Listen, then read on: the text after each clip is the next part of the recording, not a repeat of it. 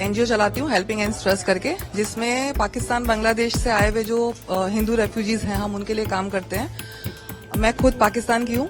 1990 में मैंने माइग्रेट किया था पाकिस्तान से इंडिया मेरे पेरेंट्स के साथ में, और वहाँ पे जो तकलीफें हैं, जो पीड़ाएं हैं हिंदुओं को, वो सबको पता है कि वहाँ पे कैसे ट्रीट किया जाता है हिंदू लड़कियों को, उनके साथ कैसे बिहेव किया जाता है। नॉट इवन लड़कियां, बल्कि जो बच्चे हैं हिंदुओं के, उनको पढ़ाई के लिए स्कूल में जाते हैं तो उनके साथ कैसे दुर्व्यवहार किया जाता है, लड़कियों को छेड़खानी की जाती है, मॉरल ऐसे डाउन किया जाता है कि हिंदू जो परिवार है वो घर पे ही बैठे रहे, घर से बाहर नहीं निकलेगा, घर से बाहर आएंगे तो उनके साथ गलत हरकतें की जाएंगी। तो हमारी जितनी भी लड़कियां हैं या हमारे जितने भी पेरेंट्स, अगर हम घर से बाहर निकले तो उनको टेंशन ही होती थी कि भाई हमारी बच्चियां सेफ नहीं है।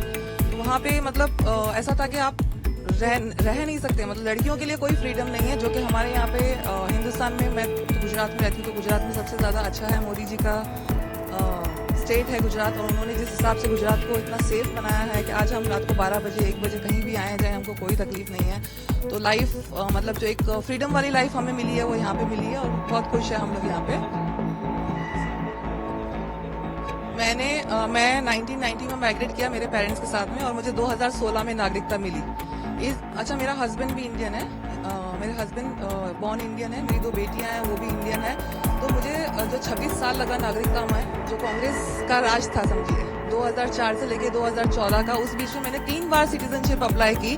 मेरे सारे डॉक्यूमेंट्स पूरे होने के बाद भी कोई ना कोई उसमें नुक्स निकाल के कि ये डॉक्यूमेंट्स नहीं है, आपका ये डॉक्यूमेंट्स नहीं है। 3 बार मेरी नागरिकता रिजेक्ट हुई, जबकि मैंने 26 साल में कभी पाकिस्तान विजिट भी नहीं किया, क्योंकि मैं ये समझती हूँ कि जिस कंट्री ने हमको वैल्यू ही नहीं दी तो उस कंट्री में हमको जाना भी नहीं चाहिए मेरा एक स्ट्रगल रहा 26 साल का नागरिकता लेने में। मैं लोगों की पीड़ा समझ सकती हूँ कि किस तरह से आप धक्के खाते हैं, आप कलेक्टर ऑफिस जाते हैं, अपने डॉक्यूमेंट जमा कराते हैं, फिर वो डॉक्यूमेंट गांधीनगर जाते थे, गांधीनगर से वो दिल्ली जाते थे, फिर दिल्ली से वो कुछ ना कुछ फाइल में और ये इनकम्प्लीट है वो लेके आते थे।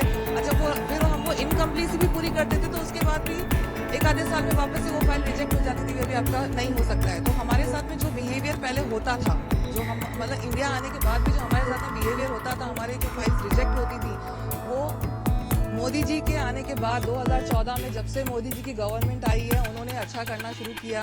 2015 में कायदे लाने चालू कर दिए। ऐसे उन्होंने हमारी पीड़ा समझी कि हम कितने, मतलब हमको कितनी तकलीफ होती है कि जब यहाँ आने के बाद भी हमारे साथ पाकिस्तान में जैसा बिहेवियर होता है। तो 2016 में सबसे पहले मोदी जी ने डिस्ट्रिक्ट कलेक्टर्स को पावर दिए, तो फाइलें दिल्ली जाना बंद हो गई। दिल्ली की जगह अभी वो डिस्ट्रिक्ट लेवल पे ही फाइलें अप्रूव होना शुरू हुई। तो जो पीरियड पहले 3 से 4 साल लगता था सिटीजनशिप का, अब वो 6 महीने में कंप्लीट